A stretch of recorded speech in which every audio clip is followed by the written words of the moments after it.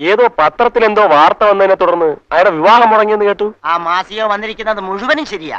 എത്ര പ്രാവശ്യം ആ നടി രേഖയും കൊണ്ട് വേറെ പണിയിലിടൂ.